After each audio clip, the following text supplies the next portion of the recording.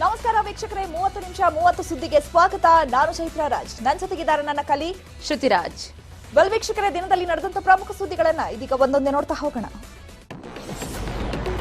ಸಂಪುಟ ರಚನೆಗಾಗಿ ದೆಹಲಿಯಲ್ಲಿ ಅಂತಿಮ ಹಂತದ ಕಸರತ್ತು ನಡೀತಾ ಇದೆ. ನಿನ್ನೆಗೆ ದೆಹಲಿಗೆ ತೆರಳಿದ ಸಿಎಂ ಸಿದ್ದರಾಮಯ್ಯ, ಡಿಸಿಎಂ ಡಿಕೆ ಶಿವಕುಮಾರ್ ತಮ್ಮ ತಮ್ಮ ಪಟ್ಟಿ ಹಿಡಿದು ಸಭೆ ಮೇಲೆ ಸಭೆಯಲ್ಲಿ ಭಾಗಿಯಾಗಿದ್ರು. ನಿನ್ನೆ ವೇಣುಗೋಪಾಲ್ ಮನೆಯಲ್ಲಿ ಸಭೆ ನಡೆದಿದ್ದು ಇವತ್ತು ಕೂಡ ಮುಂದುವರೆದಿದೆ. ವೇಣುಗೋಪಾಲ್ ನಿವಾಸದ ಬಳಿಕ ಖರ್ಗೆ ಮನೆಯಲ್ಲೂ ಸಭೆ ನಡೆದಿದೆ. ಖರ್ಗೆ ಮನೆಯಲ್ಲಿ ನಡೆದ ಸಭೆಯಲ್ಲಿ ಸಿಎಂ ಸಿದ್ದರಾಮಯ್ಯ ಹಾಗೂ ಡಿಸಿಎಂ ಡಿಕೆಶಿ ಭಾಗಿಯಾಗಿ ತಮ್ಮವರ ಪರ ಬ್ಯಾಟಿಂಗ್ ಮಾಡ್ತಿದ್ದಾರೆ. ಇನ್ನು 3-4 ಬಾರಿ ಮಂತ್ರಿಯಾದವರಿಗೆ ಮತ್ತೆ ಮಂತ್ರಿ ಸ್ಥಾನ ನೀಡದಂತೆ ಡಿಕೆಶಿ ಹೇಳಿದಾರಂತೆ. ಈ ಬಾರಿ ಹೊಸ ಮುಖಗಳಿಗೆ ಅವಕಾಶ ಕೊಡೋಣ ಅಂತ ಸಿದ್ದು ಲಿಸ್ಟ್ನಲ್ಲಿದ್ದ HC Mahadevappa, Piriyapatna Venkatesh, KN Rajanna, RV Deshpande ಹಾಗೂ ರಾಯರೆಡ್ಡಿಗೆ ಮಂತ್ರಿಗಿರಿ ನೀಡಲು ಡಿಕೆಶಿ ವಿರೋಧ ವ್ಯಕ್ತಪಡಿಸಿದ್ದಾರಂತೆ. ಸಚಿವ ಸಂಪುಟ ರಚನೆಯಲ್ಲಿ ಹೈಕಮಾಂಡ್ ಕೋಟಾ ಸೂತ್ರ ಅನುಸರಿಸಿದೆ. ಸಿಎಂ ಸಿದ್ದರಾಮಯ್ಯ ಹಾಗೆ ಡಿಸಿಎಂ ಡಿಕೆ ಶಿವಕುಮಾರ್ಗೆ ಎಂತಿಷ್ಟು ಸಚಿವರ ಆಯ್ಕೆಯ ಹೊಣೆಯನ್ನ ಹೈಕಮಾಂಡ್ ನೀಡಿದ್ಯಂತೆ. ಸಿದ್ದರಾಮಯ್ಯನವರಿಗೆ 6 ಸ್ಥಾನಗಳು ಹಾಗೂ ಡಿಕೆಶಿಗೆ 6 ಸ್ಥಾನ ನೀಡಿದ್ದು, ಈ 6 ಸ್ಥಾನಗಳಲ್ಲಿ ನಿಮಗೆ ಇಷ್ಟ ಬಂದವರನ್ನ ಸೇರಿಸಿಕೊಳ್ಳಿ ಅಂತ ಹೇಳಿದ್ಯಂತೆ. ಹಾಗೆ ಹೈಕಮಾಂಡ್ ಕೋಟಾದಲ್ಲಿ 8 ಸಚಿವರು ನೇಮಕವಾಗುವ ಸಾಧ್ಯತೆ ಇದೆ. ಇನ್ನು ಸಿದ್ದು ಕೋಟಾದಲ್ಲಿ ಭೈರತಿ ಸುರೇಶ್ ಹಾಗೂ ಡಿಕೆಶಿ ಕೋಟಾದಲ್ಲಿ ಲಕ್ಷ್ಮೀ ಹೆಬ್ಬಾಳ್ಕರ್ಗೆ ಸಚಿವ ಸ್ಥಾನ ಫೈನಲ್ ಆಗಿದ್ಯಂತೆ. ಗ್ಯಾರಂಟಿ ಯೋಜನೆಗಳನ್ನು ಶೀಘ್ರವೇ ಕಾಂಗ್ರೆಸ್ ಜಾರಿಗೆ ತರಬೇಕು ಅಂತ ಜನರು ಪಟ್ಟು ಹಿಡಿದಿದ್ದಾರೆ. ಇದಕ್ಕಾಗಿ ಸರ್ಕಾರಿ ಅಧಿಕಾರಿಗಳ ವಿರುದ್ಧ ಜನಸಾಮಾನ್ಯರು ಗಲಾಟೆ ಮಾಡುತ್ತಿದ್ದಾರೆ. ಈ ಬಿಜೆಪಿ ಹಾಗೂ ಜೆಡಿಎಸ್ ಸಹ ಗ್ಯಾರಂಟಿ ಘೋಷಣೆ ಪಟ್ಟು ಹಿಡಿದಿದೆ. ಮಾಜಿ ಸಿಎಂ ಎಚ್ಡಿಕೆ ಮಾತನಾಡಿ, ಸರ್ಕಾರ ಗ್ಯಾರಂಟಿ ಘೋಷಣೆಗಳನ್ನು ಜಾರಿಗೆ ತರಬೇಕು, ಇಲ್ಲದಿದ್ದರೆ ಪ್ರತಿ ಕ್ಷೇತ್ರದಲ್ಲೂ ಹೋರಾಟ ಮಾಡ್ತೇವೆ ಅಂತ ಹೇಳಿದ್ದಾರೆ. ಕಾಂಗ್ರೆಸ್ ಪಕ್ಷ 5 ಗ್ಯಾರಂಟಿಗಳನ್ನು ಘೋಷಣೆ ಮಾಡಿದ್ದಾರೆ. 5 ಗ್ಯಾರಂಟಿಗಳನ್ನು ಘೋಷಣೆ ಮಾಡಿದಾಗ ಇದೇ ಕಾಂಗ್ರೆಸ್ ಇವತ್ತಿನ ಮುಖ್ಯಮಂತ್ರಿ ಭಾಷಣ ಮಾಡ್ತಾರೆ. ಇವತ್ತು ವಿದ್ಯುತ್ ಶಕ್ತಿಗೆ ಸಂಬಂಧಪಟ್ಟಾಗೆ 200 ಯೂನಿಟ್ಗೆ ನನಗೂ ಫ್ರೀ, ನಿಮಗೂ ಫ್ರೀ, ಕಾಕಾ ಪಾಟೀಲ್ ನಿನಗೂ ಫ್ರೀ, ಇದೆಲ್ಲ ಹೇಳದಂತ ಈ ಸರ್ಕಾರ ಈಗೇನು ಹೇಳ್ತಾ ಇದ್ದಾರೆ? ಓಲ್ವೋ ಬಸ್ಗಿಲ್ಲ, ಎಕ್ಸ್ಪ್ರೆಸ್ಗಿಲ್ಲ, ಈಗ ಶುರುವಾಗಿದೆ. ಈ ವಿಷಯಗಳನ್ನೇ ಇವತ್ತು ನೀವು ಕೈಗೆ ಎತ್ಕೋಬೇಕಾಗಿದೆ. ಪ್ರತಿ ಕುಟುಂಬದ ಗೃಹಿಣಿಯರಿಗೆ 2,000 ರೂಪಾಯಿ ಕೊಡ್ತೀವಿ ಅಂತ ಹೇಳಿದ್ರು. ಇನ್ನು 3-4 ತಿಂಗಳು ಕಾಯೋಣ. ಇನ್ನು 3-4 ಅವರು ಸಚಿವ ಸಂಪುಟ ಸಭೆ ಮಾಡಲಿ, ಯಾವ್ಯಾವ ಕಾರ್ಯಕ್ರಮ ಕೊಡ್ತಾರೆ ನೋಡೋಣಂತೆ. ಇದನ್ನೇ ಇನ್ನು ಫ್ರೀ ಗ್ಯಾರಂಟಿಗಳನ್ನ ಶೀಘ್ರವೇ ಜಾರಿಗೆ ತನ್ನಿ, 200 ಯೂನಿಟ್ ಉಚಿತ ವಿದ್ಯುತ್ ನೀಡಿ ಅಂತ ಪ್ರತಾಪ್ ಸಿಂಹ ಒತ್ತಾಯ ಮಾಡಿದ್ದಾರೆ. ನೀವು ಈ ಗ್ಯಾರಂಟಿಗಳ ಮುಖ ನೋಡ್ಕೊಂಡು ಇಲ್ಲ ಅಂದಿದ್ರೆ ನೀವು ಅನ್ನಭಾಗ್ಯನ 2013ರಿಂದ 18ರವರೆಗೂ ತಗೊಂಡ್ಬಂದಿದ್ರು. ನಿಮ್ಮನ್ನ ಯಾಕೆ ರಿಎಲೆಕ್ಟ್ ಮಾಡಲಿಲ್ಲ? 10 ಜನ 3,000 ರೂಪಾಯಿ ಯುವನದಿ ಕೊಡ್ತೀವಿ ಅಂದ್ರೆ 10 kg ಅಕ್ಕಿ ಕೊಡ್ತೀವಿ ಅಂತ ಹೇಳಿರಿ. ಆ ನಂತರ ಬಸ್ ಪಾಸನ್ನ, ಬಸ್ ಪ್ರಯಾಣವನ್ನ ಉಚಿತವಾಗಿ ಮಾಡ್ಕೊಡ್ತೀವಿ ಮಹಿಳೆಯರಿಗೆ ಅಂದ್ರಿ. ಅಲ್ಲಿ ಮಹಿಳೆಯರು ಅಂದ್ರೆ ಇಂಥ ಜಾತಿ ಮಹಿಳೆಯರು ಅಂತಿದೆ, ಇಂಥ ಧರ್ಮದ ಮಹಿಳೆಯರು ಅಂತ ಹೇಳಿದ್ರ? ಇಲ್ಲ ಅಲ್ವಾ, ಎಲ್ಲರಿಗೂ ಅಂತ ಹೇಳಿದ್ರಿ. ಸಿದ್ದರಾಮಯ್ಯನವರು ಮತ್ತು ಡಿಕೆ ಶಿವಕುಮಾರ್ ಅವರ ಮಾತುಗಳಲ್ಲಿ ಬಹಳ ಸ್ಪಷ್ಟವಾಗಿದೆ. ದಯವಿಟ್ಟು ಗ್ಯಾರಂಟಿಗಳ ವಿಚಾರದಲ್ಲಿ ಕಾಂಗ್ರೆಸ್ ರಿವರ್ಸ್ ಗೇರ್ ಹಾಕಿದೆ ಅಂತ ಮಾಜಿ ಸಿಎಂ ಬೊಮ್ಮಾಯಿ ವಾಗ್ದಾಳಿ ಮಾಡಿದ್ದಾರೆ. ಇದರ ಪರಿಣಾಮ ಜನರಿಗೆ ಕೂಡಲೇ ಗೊತ್ತಾಗುತ್ತೆ ಅಂತ ಟಾಂಗ್ ಅನ್ನು ಕೊಟ್ಟಿದ್ದಾರೆ. ಗೊತ್ತಿದೆ, ಸಾರ್ವತ್ರಿಕವಾಗಿ ಜನಸಮುದಾಯಗಳಿಗೆ ಅನ್ಯಾಯ ಆದರೆ ಅದರ ವಿರುದ್ಧ ನಾವು ಕಾರ್ಯಾಚರಣೆಯನ್ನು ಮಾಡೇ ಮಾಡ್ತೀವಿ. ಸ್ವೇಚ್ಛಾಚಾರವಾಗಿ ಎಲ್ಲವನ್ನೂ ಬದಲಾವಣೆ ಮಾಡ್ತೇನೆ ಅನ್ನುವಂಥದ್ದು ದುರಹಂಕಾರದ ಮಾತು. ಮತ್ತು ನಾವು ಚುನಾವಣೆ ಸಂದರ್ಭದಲ್ಲೂ ಹೇಳಿದ್ವಿ, ಇದು ರಿವರ್ಸ್ ಗೇರ್ ಸರ್ಕಾರ ಅಂತ. ಈಗೆಲ್ಲ ರಿವರ್ಸ್ ಅಂತೆಲ್ಲ ಗೊತ್ತಾಗ್ತಾ ಇದೆ. ಅವ್ರ ಗ್ಯಾರಂಟಿಗಳಲ್ಲಿ ರಿವರ್ಸ್ ಹೋಗ್ತಾ ಇದ್ದಾರೆ. ಜನಪರವಾಗಿರುವಂಥ ನಾವು ಮಾಡಿರುವಂಥ ಕಾನೂನುಗಳಲ್ಲಿ ರಿವರ್ಸ್ ಹೋಗ್ತಾ ಇದ್ದಾರೆ. ಗ್ಯಾರಂಟಿ ನೀಡದಿದ್ರೆ ಆಂದೋಲನಕ್ಕೆ ಕರೆ ನೀಡ್ತೀನಿ ಎಂದಿದ್ದ ಕುಮಾರಸ್ವಾಮಿಗೆ ಸಚಿವ ಪರಮೇಶ್ವರ್ ಟಾಂಗ್ ಕೊಟ್ಟಿದ್ದಾರೆ. ಚುನಾವಣೆಯಲ್ಲಿ ಸಂಪೂರ್ಣವಾಗಿ ಸೋತಿದ್ದಾರೆ, ಅಸ್ತಿತ್ವ ಉಳಿಸಿಕೊಳ್ಳಲು ಈ ರೀತಿ ಹೇಳಿಕೆ ನೀಡುತ್ತಿದ್ದಾರೆ. ನಾವು ಒಳ್ಳೆಯ ಆಡಳಿತ ನೀಡ್ತೇವೆ, ಕಾದು ನೋಡಿ ಅಂತ ಹೇಳಿದ್ದಾರೆ. ಜನತಾದಳದವರು ರಿಯಾಕ್ಟ್ ಮಾಡಿರೋದನ್ನು ನೋಡಿದ್ದೇನೆ.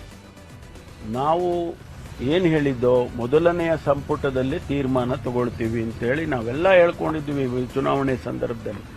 ರಾಹುಲ್ ಗಾಂಧಿ ಅವರು ಕೂಡ ಅದನ್ನೇ ಹೇಳಿದರು ಅವರ ಚುನಾವಣಾ ಪ್ರಚಾರದ ಸಮಯದಲ್ಲಿ. ಅದೇ ಪ್ರಕಾರ ನಾವು ಪ್ರಮಾಣ ವಚನ ಸ್ವೀಕಾರ ಮಾಡಿ ಮೊದಲನೇ ಕ್ಯಾಬಿನೆಟ್ಟಲ್ಲಿ 1 ಗಂಟೆ ಒಳಗಾಗಿ ನಾವು ಬಂದು ಅದಕ್ಕೆ ತೀರ್ಮಾನ ತಗೊಂಡು ಸರ್ಕಾರಿ ಆದೇಶವನ್ನು ಮಾಡೋದಕ್ಕೆ ಸೂಚನೆ ಕೊಟ್ಟು ಸಂಜೆ ಒಳಗಾಗಿ ಆದೇಶಗಳಾಗಿದ್ದಾವೆ. ಕಾಂಗ್ರೆಸ್ ಸರ್ಕಾರ ಅಧಿಕಾರಕ್ಕೆ ಬಂದ್ರೆ 200 ಯೂನಿಟ್ ಫ್ರೀ ಅಂತ ಘೋಷಿಸಿದ ಹಿನ್ನೆಲೆಯಲ್ಲಿ ಅಫಜಲ್ಪುರ ತಾಲೂಕಿನ ಬಾಸ್ಕಿ ಗ್ರಾಮದಲ್ಲಿ ಗ್ರಾಮಸ್ಥರು ವಿದ್ಯುತ್ ಬಿಲ್ ಕಟ್ಟುವುದಕ್ಕೆ ತಕರಾರು ನಡೆಸಿದ್ದಾರೆ. ಕಾಂಗ್ರೆಸ್ ಸರ್ಕಾರ ಅಧಿಕಾರಕ್ಕೆ ಬಂದ್ರೆ 200 ಯೂನಿಟ್ ವಿದ್ಯುತ್ ಫ್ರೀ ಅಂತ ಹೇಳಿದ್ದಾರೆ. ಈಗ ರಾಜ್ಯದಲ್ಲಿ ಕಾಂಗ್ರೆಸ್ ಸರ್ಕಾರ ಬಂದಿದೆ, ನಾವು ಕಟ್ಟಲ್ಲ ಫೀಸ್ನ ಅಂತ ಹೇಳಿ ಗ್ರಾಮ ಪಂಚಾಯತ್ ಸದಸ್ಯ ಸಂಗಯ್ಯ ಹಿರೇಮೆಟ್ ವಿದ್ಯುತ್ ಬಿಲ್ ಪಾವತಿಗೆ ತಕರಾರು ಮಾಡಿದ್ದಾರೆ. ಆರ್ಡರ್ ಕಾಪಿ ತೋರಿಸ್ರ ಮಗ ಆರ್ಡರ್ ಕಾಪಿ ನಾವೇ ಮೊದಲೇ ಹೇಳೋದಲ್ಲ ಸಿದ್ದರಾಮಯ್ಯ ಹೇಳಿ ಕೇಳಲ್ಲ ಮಗ ಲಿಖಿತವಾಗಿ ಬೇಕು. ಅವ್ರ ಸರ್ಕಾರ ಆಳಲಿಕ್ಕೆ ಬಂದಾರ ಅವ್ರು ಹೇಳಕತ್ತಾರ, ನೀವು ಕೇಳಲ್ಲ ಯಾರು ಕೇಳೋರು ನಿಮ್ಗೆ? ನಮ್ಗೆ ಕಾಂಡಿ ಬೇಕು ಕಾಂಡಿ ಪರಡಿ ಏನು ಕೊಡಲ್ಲ ಏನಿಲ್ಲ, ಸೀದಾ ಹೋಗೋದು ಸರ್ಕಾರ ಕೇಳಲ್ಲ ನೀವು ಅಷ್ಟೇ. ನಾವು ಪಂಚಾಯತ್ ಮೆಂಬರ್ ಆಗಿ ಹೇಳ್ತೀವಿ ಮತ್ತೆ. ಇನ್ನು ಉಚಿತ ಗ್ಯಾರಂಟಿ ಯೋಜನೆ ಜಾರಿಗೆ ಕಾಂಗ್ರೆಸ್ ವಿಳಂಬ ಮಾಡ್ತಾ ಇದೆ. ಈ ಮಧ್ಯೆ ಬಸ್ಗಳಲ್ಲಿ ಟಿಕೆಟ್ ಪಡೆಯುವುದಕ್ಕೆ ಮಹಿಳೆಯರು ಹಿಂದೇಟು ಹಾಕ್ತಿದ್ದಾರೆ. ಇದರಿಂದ ಸರ್ಕಾರಿ ಸಾರಿಗೆ ಬಸ್ಗಳಲ್ಲಿ ಸಿಬ್ಬಂದಿಗೆ ತೀವ್ರ ತೊಂದರೆಯಾಗ್ತಾ ಇದೆ. ಹೀಗಾಗಿ ಶೀಘ್ರದಲ್ಲೇ ಯೋಜನೆ ಜಾರಿಗೆ ಕೆಎಸ್ಆರ್ಟಿಸಿ ನಿಗಮ ಒತ್ತಾಯ ಮಾಡಿದೆ. ಜೊತೆಗೆ ಮುಂಗಡವಾಗಿ ನಿಗಮಕ್ಕೆ ಹಣ ನೀಡುವಂತೆ ಸಿಎಂಗೆ ಸಾರಿಗೆ ಯೂನಿಯನ್ನ ಪ್ರಧಾನ ಕಾರ್ಯದರ್ಶಿ ಪತ್ರ ಬರೆದಿದ್ದಾರೆ. ಬಜರಂಗದಳ ಬ್ಯಾನ್ ಬಗ್ಗೆ ಪ್ರಿಯಾಂಕ್ ಖರ್ಗೆ ಸ್ಪಷ್ಟ ಹೇಳಿಕೆಯನ್ನು ಕೊಟ್ಟಿದ್ದಾರೆ. ಯಾವುದೇ ಸಮಾಜಘಾತುಕ ಸಂಘಟನೆ ವಿರುದ್ಧ ದಿಟ್ಟ ಕ್ರಮ ಕೈಗೊಳ್ತೀವಿ. ಅದು ಬಜರಂಗದಳ ಇರಲಿ, ಪಿಎಫ್ಐ ಇರಲಿ, ಬೇರೆ ಯಾವುದೇ ಇರಲಿ, ಕಾನೂನಿಗೆ ಸವಾಲೊಡ್ಡೋ ಕೆಲಸ ಮಾಡಿದ್ರೆ ಬ್ಯಾನ್ ಮಾಡ್ತೀವಿ ಅಂತ ಸಚಿವ ಪ್ರಿಯಾಂಕ್ ಖರ್ಗೆ ಹೇಳಿದ್ದಾರೆ. Organizations like PFI and Bajrang Dal will be banned. Now RSS is also in that list.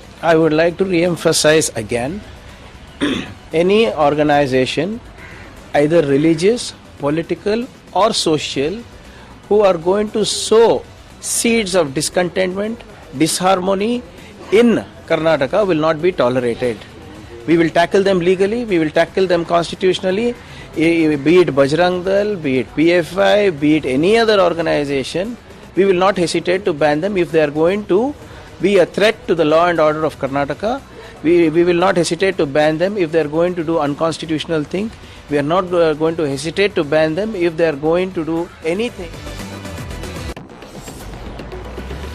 Bajrang Dal ban ವಿಚಾರಕ್ಕೆ ಸಚಿವ ಪರಮೇಶ್ವರ್ ಪ್ರತಿಕ್ರಿಯೆ ಕೊಟ್ಟಿದ್ದಾರೆ. ಭಜರಂಗದಳ ಬ್ಯಾನ್ ಬಗ್ಗೆ ಇವರೆಗೂ ಕೂಡ ಚರ್ಚೆ ಮಾಡಿಲ್ಲ. ಒಂದು ವೇಳೆ ಶಾಂತಿ ಕದಡುವ ಕೆಲಸ ಮಾಡಿದ್ರೆ ಖಂಡಿತ ಕ್ರಮ ಕೈಗೊಳ್ತೀವಿ ಅಂತ ಸಚಿವ ಪರಮೇಶ್ವರ್ ಹೇಳಿದ್ದಾರೆ. ಗೋಹತ್ಯೆ ಸೇರಿದಂತೆ ಹಲವು ಬಿಜೆಪಿ ಅವಧಿಯ ಕಾಯ್ದೆಗಳ ನಿಷೇಧ ವಿಚಾರವನ್ನ ಚರ್ಚಿಸಿ ತೀರ್ಮಾನ ತೆಗೆದುಕೊಳ್ತೇವೆ ಅಂತ ಪರಮೇಶ್ವರ್ ಹೇಳಿಕೆ ಕೊಟ್ಟಿದ್ದಾರೆ. ಇದರ ಬಗ್ಗೆ ಯಾವುದೇ ಚರ್ಚೆಗಳನ್ನು ನಾವೇನು ಮಾಡ್ತೀವಿ. ಪ್ರಣಾಳಿಕೆಯ ಸಂದರ್ಭದಲ್ಲಿ ಬಜರಂಗ ದಳದ್ದು, PFIದು ಒಂದು ವೇಳೆ ಅವರೇನಾದರೂ ಶಾಂತಿಯನ್ನು ಕದರ್ತಕ್ಕಂಥ ಕೆಲಸ ಮಾಡಿದರೆ ನಾವು ಅವ್ರ ಮೇಲೆ ಕ್ರಮ ತಗೊಳ್ತೀವಿ. ಇಲ್ಲಿವರೆಗೆ ಕ್ರಮ ತಗೊಳ್ತೀವಿ ಅಂದರೆ ಒಂದು ವೇಳೆ ಅವಶ್ಯಕತೆ ಬಿದ್ದರೆ ಅವ್ರನ್ನ ಬ್ಯಾನ್ ಮಾಡ್ತೀವಿ ಅಂತ. ಟಿಪ್ಪು ಸುಲ್ತಾನ್ ಹತ್ಯೆ ಮಾಡಿದಂತೆ ಸಿದ್ದರಾಮಯ್ಯರನ್ನು ಹತ್ಯೆ ಮಾಡಿ ಎಂದಿದ್ದ ಮಾಜಿ ಸಚಿವ ಅಶ್ವತ್ಥ ನಾರಾಯಣ್ಗೆ ಸಂಕಷ್ಟ ಎದುರಾಗಿದೆ. ಅಶ್ವತ್ಥ ನಾರಾಯಣ್ ವಿರುದ್ಧ 3 ತಿಂಗಳ ಬಳಿಕ ಮೈಸೂರಿನ ದೇವರಾಜ ಠಾಣೆಯಲ್ಲಿ ದೂರು ದಾಖಲಾಗಿದೆ. ಈ ಬಗ್ಗೆ ಮಾತನಾಡಿದ 4 ತಿಂಗಳ ಹಿಂದೆನೇ ಈ ಬಗ್ಗೆ ಸ್ಪಷ್ಟನೆಯನ್ನ ಕೊಟ್ಟಿದ್ದೇನೆ. ಕಾಂಗ್ರೆಸ್ ದೇಶದ ರಾಜಕಾರಣ ಅಧಿಕಾರ ದುರ್ಬಳಕೆ ಮಾಡಿಕೊಳ್ತಾ ಇದೆ ಅಂತ ಅಶ್ವತ್ಥ ನಾರಾಯಣ್ ಕಿಡಿಕಾರಿದ್ದಾರೆ. ಉಪಮುಖ್ಯಮಂತ್ರಿಗಳು ತಗೊಂಡಂಥ ಒಂದು ಸಭೆಯಲ್ಲಿ ಉಪಮುಖ್ಯಮಂತ್ರಿಗಳು ಈ ವಿಚಾರವನ್ನು ಪ್ರಸ್ತಾವನೆಯನ್ನು ಮಾಡಿ ಯಾಕೆ ಕೇಸನ್ನು ದಾಖಲು ಮಾಡಿಲ್ಲ, ಇನ್ನೊಂದು ಮತ್ತೊಂದು ಅಂತ ಈ ದ್ವೇಷದ ರಾಜಕಾರಣವನ್ನು ಅವರು ಮರುಕಳಿಸುವಂಥದ್ದು, ದ್ವೇಷದ ರಾಜಕಾರಣವನ್ನು ಮಾಡ್ತಿರುವಂಥದ್ದು, ತಮ್ಮ ಅಧಿಕಾರವನ್ನು ದುರ್ಬಳಕೆಯನ್ನು ಮಾಡ್ತಿರೋದಕ್ಕೆ ಇದಕ್ಕೆ ಸಾಕ್ಷಿಯಾಗಿದೆ. ಇಂಥದ್ದು ನಾವು ಯಾವುದಕ್ಕೂ ಕಾನೂನಾತ್ಮಕವಾಗಿ ಇವರು ಬಂದಿರೋ ದಾರಿಗಳು ಇಷ್ಟು ಗಾಜಿನ ಮನೆಯಲ್ಲಿ ಇರೋರಿಗೇನೆ ಇಷ್ಟು ಇದ್ದಿದ್ರೆ ನಾವು ನ್ಯಾಯಬದ್ಧವಾಗಿರೋ ನಮಗೆ ಧೈರ್ಯ ಇರ್ಬೇಕ್ರಿ. ಜೆಡಿಎಸ್ ಯುವ ಜನತಾದಳ ಅಧ್ಯಕ್ಷ ಸ್ಥಾನಕ್ಕೆ ನಿಖಿಲ್ ಕುಮಾರಸ್ವಾಮಿ ರಾಜೀನಾಮೆ ನೀಡಿದ ಹಿನ್ನೆಲೆಯಲ್ಲಿ ಪ್ರಜ್ವಲ್ ರೇವಣ್ಣ ಹೆಸರು ಮುನ್ನೆಲೆಗೆ ಬಂದಿದೆ. ಮಾಜಿ ಪ್ರಧಾನಿ ಎಚ್ ಡಿ ದೇವೇಗೌಡರು ಪ್ರಜ್ವಲ್ ನೇಮಕಕ್ಕೆ ಆಸಕ್ತಿ ವಹಿಸಿದ್ದು ಜೆಡಿಎಸ್ನ ಅನೇಕ ಯುವಕರಿಗೆ ಪ್ರಜ್ವಲ್ ಪರ ಒಲವಿದೆ ಹಾಗೂ ಸಂಸದರಾಗಿರೋ ಪ್ರಜ್ವಲ್ಗೆ ಯುವಕರನ್ನ ಸಂಘಟನೆ ಮಾಡಲು ಅನುಕೂಲವಾಗುತ್ತೆ ಅನ್ನೋ ಹಿನ್ನೆಲೆಯಲ್ಲಿ ಪ್ರಜ್ವಲ್ ಯುವ ಜೆಡಿಎಸ್ ರಾಜ್ಯಾಧ್ಯಕ್ಷ ಹುದ್ದೆಗೆ ನೇಮಕ ಆಗೋ ಸಾಧ್ಯತೆಗಳಿದೆ. ಬೆಂಗಳೂರಿನ ಅರಮನೆ ಮೈದಾನದಲ್ಲಿ ಜೆಡಿಎಸ್ ಚುನಾವಣಾ ಸೋಲಿನ ಆತ್ಮಾವಲೋಕನ ಸಭೆ ನಡೆಯಿತು. ಸಭೆಯಲ್ಲಿ ಮಾತನಾಡಿದ ಮಾಜಿ ಪ್ರಧಾನಿ ಎಚ್ ಡಿ ದೇವೇಗೌಡರು, ಕುಮಾರಸ್ವಾಮಿಯವರ ನೋವು ಏನೆಂದು ನನಗೆ ಗೊತ್ತಿದೆ. ನನ್ನ ಮಗ, ನನ್ನ ಮೊಮ್ಮಗ ಒಂದು ಕಾಗದವನ್ನ ಇಬ್ರಾಹಿಂನವರಿಗೆ ಬರೆದಿದ್ದಾರೆ. ಆ ಪತ್ರವನ್ನ ನೋಡಿದ್ರೆ ಕಣ್ಣಿಗೆ ಒತ್ಕೊಳ್ಬೇಕು. ಈಗ ಕುಮಾರಸ್ವಾಮಿ ಹೇಳಿದ್ದೆಲ್ಲ ಹೇಳಿದ್ದಾರೆ, ಆದ್ರೆ ಈಗ ಜಿಲ್ಲಾಧ್ಯಕ್ಷರೊಂದಿಗೆ ಚರ್ಚೆ ಮಾಡಬೇಕಾಗಿದೆ. ಚುನಾವಣೆಯಲ್ಲಿ ಸೋತಿದ್ದಕ್ಕೆ ಕಾರಣ ಏನು ಅಂತ ಚರ್ಚೆ ಮಾಡಬೇಕಾಗಿದೆ. ಈ ಬಗ್ಗೆ ನನ್ನ ಮನಸ್ಸಿನಲ್ಲಿ ತುಂಬಾ ನೋವಿದೆ ಅಂತ ದೇವೇಗೌಡರು ಹೇಳಿದರು. ನೂತನ ಡಿಜಿಪಿ ಅಲೋಕ್ ಮೋಹನ್ ನೇತೃತ್ವದಲ್ಲಿ ನಗರ ಪೊಲೀಸ್ ಆಯುಕ್ತರ ಕಚೇರಿಯಲ್ಲಿ ಸಭೆ ನಡೀತಾ ಇದೆ. ನಗರ ಪೊಲೀಸ್ ಆಯುಕ್ತ ಪ್ರತಾಪ್ ರೆಡ್ಡಿ ಸೇರಿದಂತೆ ಹಿರಿಯ ಅಧಿಕಾರಿಗಳು ಹಾಗೂ ಎಲ್ಲ ವಿಭಾಗದ ಡಿಸಿಪಿಗಳು ಈ ಸಭೆಯಲ್ಲಿ ಭಾಗಿಯಾಗಿದ್ದಾರೆ. ನಗರದಲ್ಲಿ ಈವರೆಗೆ ಟ್ರೇಸ್ ಆಗದ ಕೊಲೆ ಪ್ರಕರಣಗಳು, ಪ್ರಗತಿಯಲ್ಲಿರೋ ಪ್ರಮುಖ ಪ್ರಕರಣಗಳ ಬಗ್ಗೆ ಡಿಜಿಪಿ ಮಾಹಿತಿ ಕೇಳಿದ್ದಾರೆ. ವರ್ಷಾನುಗಟ್ಟಲೆ ಬಾಕಿ ಇರುವ ಪ್ರಕರಣಗಳ ಬಗ್ಗೆ ಕೂಡ ಚರ್ಚೆಯಾಗಿದೆ. ಆಯಾ ವಿಭಾಗದ ಡಿಸಿಪಿಗಳು ತಮ್ಮ ವ್ಯಾಪ್ತಿಯ ಪ್ರಕರಣಗಳ ಮಾಹಿತಿಯೊಂದಿಗೆ ಸಭೆಯಲ್ಲಿ ಭಾಗಿಯಾಗಿದ್ದಾರೆ. ಪಠ್ಯಪುಸ್ತಕ ಬದಲಾವಣೆ ವಿಚಾರಕ್ಕೆ ಸಂಬಂಧಪಟ್ಟಂತೆ ಮಾಜಿ ಸಿಎಂ ಬಸವರಾಜ ಬೊಮ್ಮಾಯಿ ಹುಬ್ಬಳ್ಳಿಯಲ್ಲಿ ರಿಯಾಕ್ಟ್ ಮಾಡಿದ್ದಾರೆ. ಕಾಂಗ್ರೆಸ್ ತುಷ್ಟೀಕರಣ ರಾಜಕಾರಣ ಮಾಡ್ತಾರೆ ಅನ್ನೋದು ಗೊತ್ತಿದೆ. ಅವರಿಗೆ ಅಧಿಕಾರ ಇದೆ, ಏನ್ ಮಾಡ್ತಾರೆ ನೋಡೋಣ. ಜನರಿಗೆ ಅನ್ಯಾಯ ಆದ್ರೆ ನಾವು ಹೋರಾಟ ಮಾಡ್ತೀವಿ. ಅಧಿಕಾರ ಬಂದಾಗ ಸ್ವೇಚ್ಛಾಚಾರವಾಗಿ ಎಲ್ಲವನ್ನ ಬದಲಾವಣೆ ಮಾಡ್ತೀವಿ ಅನ್ನೋದು ದುರಹಂಕಾರದ ಮಾತು ಅಂತ ಬೊಮ್ಮಾಯಿ ಹೇಳಿಕೆ ಕೊಟ್ಟಿದ್ದಾರೆ. ಮಾಡ್ತಾರಂತ ಗೊತ್ತಿದೆ. ಸಾರ್ವತ್ರಿಕವಾಗಿ ಜನಸಮುದಾಯಗಳಿಗೆ ಅನ್ಯಾಯ ಆದರೆ ಅದ್ರ ವಿರುದ್ಧ ನಾವು ಕಾರ್ಯಾಚರಣೆಯನ್ನು ಮಾಡ್ತೀವಿ. ಸ್ವೇಚ್ಛಾಚಾರವಾಗಿ ಎಲ್ಲವನ್ನೂ ಬದಲಾವಣೆ ಮಾಡ್ತೇನೆ ಅನ್ನುವಂಥದ್ದು ದುರಹಂಕಾರದ ಮಾತು. ಮತ್ತು ನಾವು ಚುನಾವಣೆ ಸಂದರ್ಭದಲ್ಲೂ ಹೇಳಿದ್ವಿ, ಇದು ರಿವರ್ಸ್ ಗೇರ್ ಸರ್ಕಾರ. ಈಗೆಲ್ಲ ರಿವರ್ಸ್ ಅಂತೆಲ್ಲ ಗೊತ್ತಾಗ್ತಾ ಇದೆ. ಅವ್ರ ಗ್ಯಾರಂಟಿಗಳಲ್ಲಿ ರಿವರ್ಸ್ ಹೋಗ್ತಾ ಇದ್ದಾರೆ. ಜನಪರವಾಗಿರುವಂಥ ನಾವು ಮಾಡಿರುವಂಥ ಕಾನೂನುಗಳಲ್ಲೂ ರಿವರ್ಸ್ ಹೋಗ್ತಾ ಇದ್ದಾರೆ. ಇದ್ರ ಬಗ್ಗೆ ಅವರು ಯಾವ ಕ್ರಮ ತೆಗೆದುಕೊಳ್ತಾರೆ, ಅದಕ್ಕೆ ಅದರ ಪರಿಣಾಮಗಳೇನನ್ನೋದು ಜನರಿಗೆ ಕೂಡಲೇ ಗೊತ್ತಾಗುತ್ತೆ. ಬೆಂಗಳೂರಿನ ವರ್ತೂರು ರಸ್ತೆಯಲ್ಲಿ ನಡೆದ ಅಪಘಾತದಲ್ಲಿ ಬಾಲಕ ಪವಾಡ ಸದೃಶವಾಗಿ ಪಾರಾಗಿದ್ದಾನೆ. ಕಾರು ಚಾಲಕರ ಸಮಯ ಪ್ರಜ್ಞೆಯಿಂದ ಬಾಲಕ ಪ್ರಾಣಾಪಾಯದಿಂದ ಪಾರಾಗಿರೋದು. ಚಲಿಸ್ತಾ ಇದ್ದ ಕಾರಿಗೆ ಬಾಲಕ ದಿಢೀರ್ ಅಡ್ಡ ಬಂದಿದ್ದಾನೆ. ಈ ವೇಳೆ ಕಾರು ಬಾಲಕನಿಗೆ ಡಿಕ್ಕಿ ಹೊಡೆದಿದೆ. ಅಷ್ಟರಲ್ಲೇ ಎಚ್ಚೆತ್ತುಕೊಂಡಂತಹ ಚಾಲಕ ಬ್ರೇಕ್ ಹಾಕಿ ಸಡನ್ ಆಗಿ ಕಾರನ್ನು ನಿಲ್ಲಿಸಿದ್ದಾನೆ.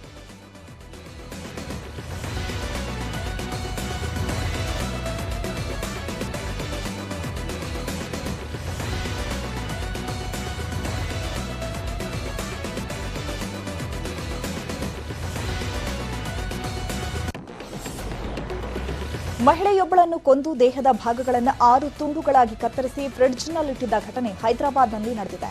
ಅನುರಾಧ ರೆಡ್ಡಿ ಕೊಲೆಯಾದ ದುರ್ದೈವಿ. ಈಕೆ ಚಂದ್ರಮೋಹನ್ ಎಂಬಾತನ ಜೊತೆ ಅಕ್ರಮ ಸಂಬಂಧ ಹೊಂದಿದ್ಲಂತೆ. ಚಂದ್ರಮೋಹನ್ಗೆ 7 ಲಕ್ಷ ಹಣ ನೀಡಿದ್ಲಂತೆ. ಹಣ ವಾಪಸ್ ಕೇಳಿದ್ದಕ್ಕೆ ಕೆರಳಿದ ಚಂದ್ರಮೋಹನ್ ಮಹಿಳೆಯನ್ನ ಕೊಲೆ ಮಾಡಿದ್ದಾನಂತೆ.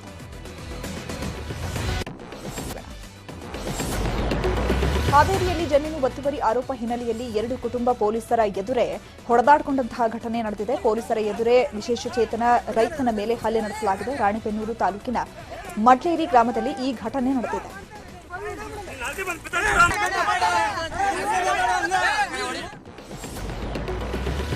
ಜಮೀನು ವಿವಾದ ಹಿನ್ನೆಲೆಯಲ್ಲಿ 2 ಕುಟುಂಬಗಳ ನಡುವೆ ಮಾರಾಮಾರಿಯಾಗಿರುವ ಘಟನೆ ಬೆಳಗಾವಿ ಜಿಲ್ಲೆಯ ಬೈಲಹೊಂಗಲ ತಾಲೂಕಿನ ಭಾವಿಹಾಳದಲ್ಲಿ ನಡೆದಿದೆ. ಮಹಾರುದ್ರಪ್ಪ ಕುಂಬಾರ, ಶಂಕರಪ್ಪ ಕುಂಬಾರ ಮಧ್ಯೆ ಜಮೀನು ವಿವಾದ ವಿಕೋಪಕ್ಕೆ ಹೋದ ಹಿನ್ನೆಲೆಯಲ್ಲಿ 2 ಕುಟುಂಬಸ್ಥರು ಪರಸ್ಪರ ದೊಣ್ಣೆಗಳಿಂದ ಹೊಡೆದಾಡಿಕೊಂಡಿದ್ದಾರೆ. ಬದುಕಿರುವ ವೃದ್ಧೆ ಹೆಸರಿನಲ್ಲಿ ಮರಣ ಪತ್ರ ಪಡೆದು ಆಸ್ತಿ ಕಬಳಿಕೆಗೆ ಮುಂದಾದ ಘಟನೆ ಹಾಸನದ ಬೇಲೂರಿನಲ್ಲಿ ನಡೆದಿದೆ. ಮುದಿಗೆರೆ ಗ್ರಾಮದ ಪಾರ್ವತಮ್ಮ ಅನ್ನೋರ ಹೆಸರಿನಲ್ಲಿ ಮರಣ ಪತ್ರ ಪಡೆಯಲಾಗಿದೆ. ಪಾರ್ವತಮ್ಮ ಹೆಸರಿನಲ್ಲಿ 32 ಗುಂಟೆ ಜಮೀನಿದೆ. ಜಮೀನು ಕಬಳಿಸಲು ಪಾರ್ವತಮ್ಮ ಸಂಬಂಧಿಕರೊಬ್ಬರ ಮಗ ಈ ಕೃತ್ಯವನ್ನು ಎಸಗಿದ್ದಾನೆ. ಎಜುಕೇಷನ್ ಕಿಟ್ಗಾಗಿ ವಿದ್ಯಾರ್ಥಿಗಳು ಮುಗಿಬಿದ್ದ ಘಟನೆ ತುಮಕೂರು ಜಿಲ್ಲೆಯ ಪಾವಗಡ ಪಟ್ಟಣದ ಪತಂಜಲಿ ನಗರದಲ್ಲಿ ನಡೆದಿದೆ. ಪಾವಗಡ ತಾಲೂಕಿನಲ್ಲಿ ಒಟ್ಟು 8,000 ನೋಂದಾಯಿತ ಕಾರ್ಮಿಕರಿದ್ದಾರೆ. ಆದರೆ ಕೇವಲ 200 ಕಿಟ್ ಮಾತ್ರ ವಿತರಿಸಲು ಇಲಾಖೆ ಮುಂದಾಗಿತ್ತು. ಈ ವೇಳೆ ಕಿಟ್ಗಾಗಿ ಸಾವಿರಾರು ವಿದ್ಯಾರ್ಥಿಗಳು ಮುಗಿಬಿದ್ದಿದ್ರು.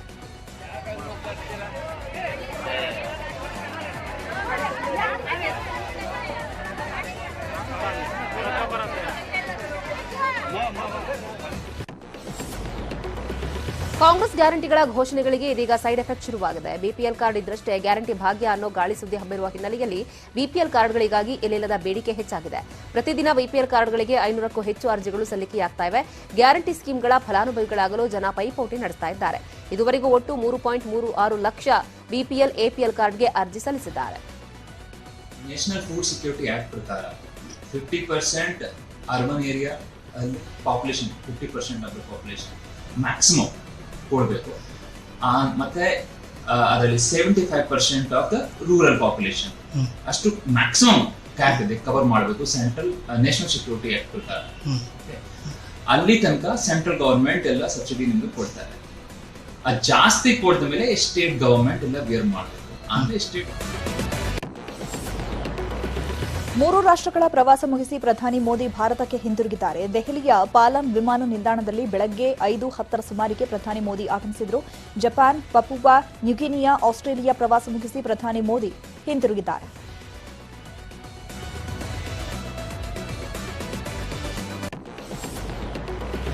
ದೆಹಲಿ ಡೆಹ್ರಾಡೂನ್ ವಂದೇ ಭಾರತ್ ಎಕ್ಸ್ಪ್ರೆಸ್ ರೈಲಿಗೆ ಪ್ರಧಾನಿ ಮೋದಿ ಚಾಲನೆ ನೀಡಿದರು. ಈ ವೇಳೆ ಮಾತನಾಡಿದ ಮೋದಿ, ವಂದೇ ಭಾರತ್ ರೈಲಿಗೆ ಚಾಲನೆ ನೀಡಿದ್ದು ಸಂತೋಷ ಆಯಿತು. ಇದರಲ್ಲಿ ಪ್ರಯಾಣ ಸುಲಭ ಮತ್ತು ಪ್ರಯಾಣಿಕರಿಗೆ ಹೆಚ್ಚಿನ ಸೌಕರ್ಯವನ್ನು ನೀಡುತ್ತಾ ಇದೆ ಅಂತಂದರು. ಮೇ 28ಕ್ಕೆ ನೂತನ ಸಂಸತ್ ಭವನ ಉದ್ಘಾಟನೆಯಾಗಲಿದೆ. ಆದರೆ ಉದ್ಘಾಟನೆಗೂ ಮುನ್ನವೇ ಹೊಸ ವಿವಾದ ಸೃಷ್ಟಿಯಾಗಿದೆ. ಸಂಸತ್ ಭವನವನ್ನು ರಾಷ್ಟ್ರಪತಿ ಬದಲು ಮೋದಿ ಉದ್ಘಾಟನೆಗೆ ಬರ್ತಾ ಇರುವಂತಹ ಹಿನ್ನೆಲೆಯಲ್ಲಿ 19 ವಿಪಕ್ಷಗಳು ಈ ಕಾರ್ಯಕ್ರಮಕ್ಕೆ ಬಹಿಷ್ಕಾರ ಹಾಕಿವೆ. ರಾಷ್ಟ್ರಪತಿಯಿಂದ ಭವನ ಉದ್ಘಾಟನೆಗೆ ವಿಪಕ್ಷಗಳು ಪಟ್ಟು ಹಿಡಿದಿವೆ.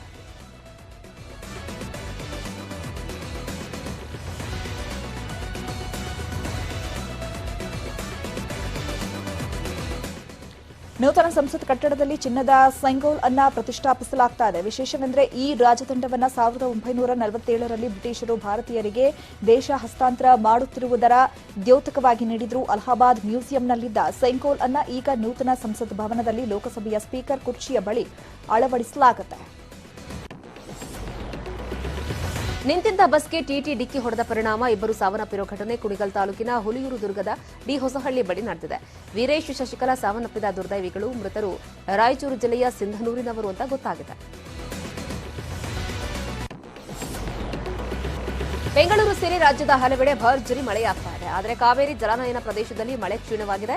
ಇದರಿಂದ ಕೆಆರ್ಎಸ್ ಡ್ಯಾಂನಲ್ಲಿ ನೀರು ಕಡಿಮೆಯಾಗಿದೆ. ಕಳೆದ ವರ್ಷ ಇದೇ ದಿನ 104 ಅಡಿ ಇದ್ದ ನೀರಿನ ಮಟ್ಟ ಈಗ 81 ಅಡಿಗೆ ಬಂದು ನಿಂತಿದೆ.